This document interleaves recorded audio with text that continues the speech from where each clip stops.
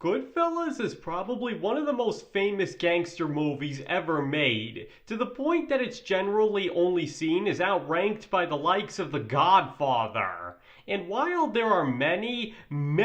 different reasons for why the movie is so fondly remembered even decades down the line, from the actors' performances to Martin Scorsese's direction to the story of Henry Hill making for a very effective film, another, more understated reason it works as well as it does is because Scorsese knew how to write the film so that the audience would care about the characters despite the fact that they're hardened criminals. And today, I'd like to explain how exactly Martin Scorsese was able to accomplish this feat when I myself as a writer have stressed on various occasions just how hard that can be to do. And needless to say, there will be spoilers ahead, so in case you somehow haven't seen Goodfellas yet and don't want to know how it ends, you should turn off the video. You have been warned.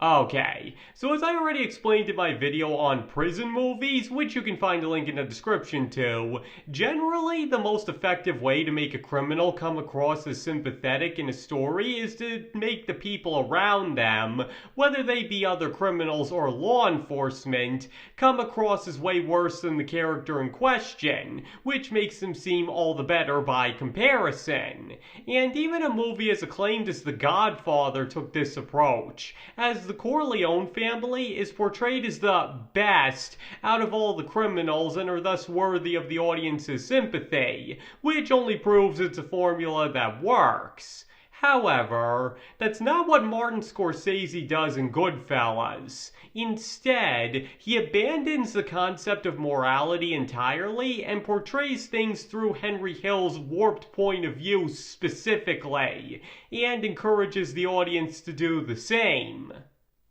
Now, I already broached on another movie that did something similar to this in my video on The Prestige, which you can also find a link in the description to, but Martin Scorsese takes it to an even greater extent than Christopher Nolan does, because while the narrative doesn't judge either of the main characters based off morality and more on who's more dedicated to their craft, the other characters are still portrayed as having conventional moral compasses and rightly call them out when they've taken things too far. But in Goodfellas, there isn't a speck of morality to be had anywhere, be it from the narrative or the other characters. And this is befitting the fact that, in essence, Scorsese is trying to do to the viewer what the mob had long done to Henry Hill. Because to put it into perspective here, most of the people that are portrayed as gangsters in the movie were basically born to be that way and never could have functioned in any other occupation. And this is perhaps best exemplified by two of his closest friends, who have been clinically diagnosed by psychiatrists as being a psychopath and a sociopath respectively. Because Tommy DeVito is a man with a horrible temper that has no respect for life or the rules, so it was only natural that he joined the mob, where he could indulge in whatever psychotic impulses he wanted to and could get away with it. While on the flip side, Jimmy Conway is much smarter and more calculating, but also shares Tommy's bad temper and disdain for the rules, with even Hill stating that he always roots for the bad guy. And sure enough, when push comes to shove, he'd rather kill everyone involved in the Lufthansa heist rather than share the profits with them, and is even willing to turn on his best friend in order to save his own hide. So as I already said, both of these characters were destined to become gangsters because they could never be a functioning member of society. They were simply born with the capacity to do great evil and the desire to act on it.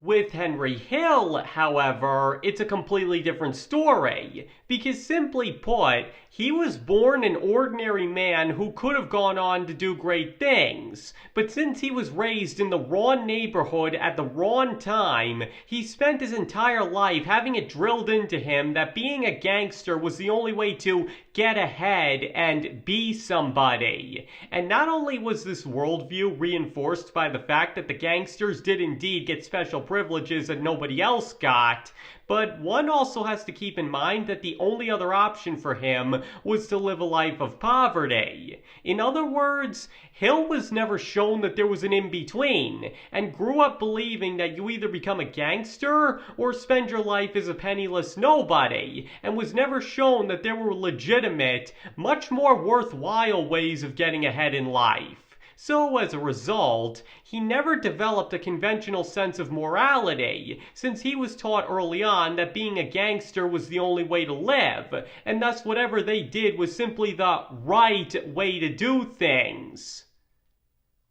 And this is only reinforced by pretty much everything he says and does, because you notice how he never talks in terms of right and wrong, but only in terms of how the mob sees things. Like when Jimmy starts killing off everyone in connection with the Lufthansa heist, he simply talks as if a company were conducting mass firings to keep their doors open, because to him, that's simply the way things are done. He was never properly taught how horrible stuff like murder really is, because he saw the people he idolized and were so important were above that sort of thing, and thus came to believe that he was as well. In fact, the closest thing he ever gets to talking about morality is when he brings up the mob's sense of honor, and that seems to be the only kind of right and wrong he can comprehend. And notably, Paulie and Jimmy are even able to use his commitment to mob etiquette to convince him to go back to his wife, as that's the only way to get him to see that that's the right thing to do. But that being said, there are still various hints throughout the movie that he's not nearly as vicious as his friends are, as befitting the fact that while his conscience may be heavily corrupted, he does still have one. And for just a few examples of that, he takes extreme exception when one of Karen's friends hurts her. He's the only person to actually go running over to Spider and see if he's still alive after Tommy shoots him, and is the only one not to participate in the brutal beatdown of bats, and is actually shown to look pretty disturbed by it. Now, obviously, some of these actions could be motivated by other factors, especially because he doesn't treat Karen all that great once they're married, and his reaction to the beatdown of bats could have more to do with the consequences of killing a made man, rather than not having the stomach for what he's witnessing. But that still doesn't change the fact that he doesn't participate in the beatdown, showing that even at his worst, he simply doesn't share his friend's horrible temper, nor that he had anything to gain from checking on Spider and seemed genuinely concerned for him.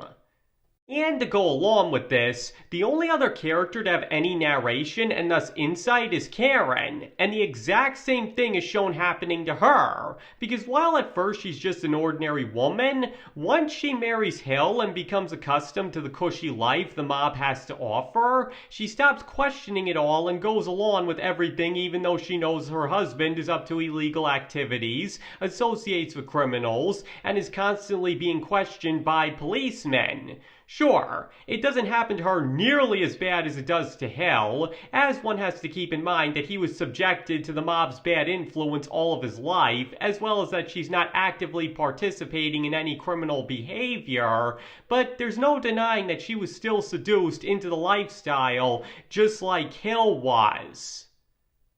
And to finally get back to the point I was making at the beginning, that's exactly what Martin Scorsese tries to do to the viewer. By depicting things solely through the point of view of two people with corrupted points of view, he seduces the viewer into appreciating just how great the mob life is, while also encouraging them not to judge the characters based off their own moral compass. And frankly, the audience ends up having so much fun living through and watching the characters that it completely works, to the point that even the more brutal moments aren't enough to pull most people out of that mindset. But conversely, that's also what makes the ending so hard to sit through for many, because that's when Scorsese finally lets reality enter the picture and shows just how flawed Hill's point of view really is, and how in the end, such a mentality leaves him with nothing as he's forced to abandon the only moral code he knows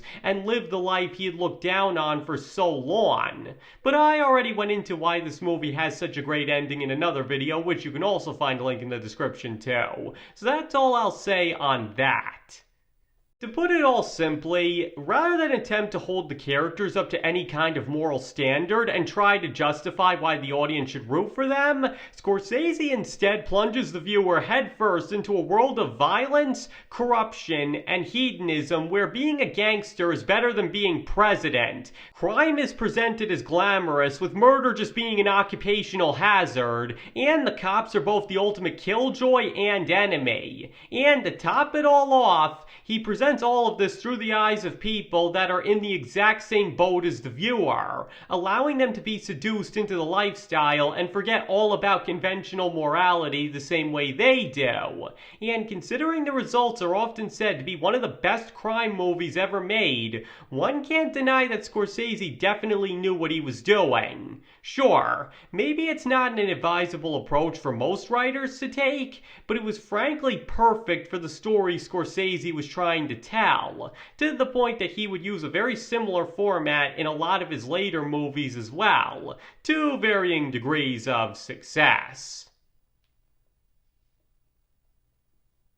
Alright, I think I've gone on about this for long enough, so now I'd like to hear your opinions. Do you believe that Martin Scorsese's unorthodox approach to telling the story of Goodfellas was a very effective one considering the lack of sympathetic characters? Or are you one of the few who thinks that the whole thing is overrated? Please feel free to let me know in the comments below. And as always, you do not have to agree with any of the more opinion-based parts of this video if you don't want to. You can feel absolutely any way you'd like about Goodfellas, and if you think I had this topic all wrong,